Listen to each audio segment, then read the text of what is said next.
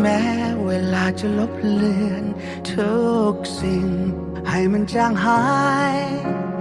แต่ฉันใช้ทั้งหัวใจจดจำเรื่องของเธอแม้จะทรมานที่ต้องห่างกันแสนไกล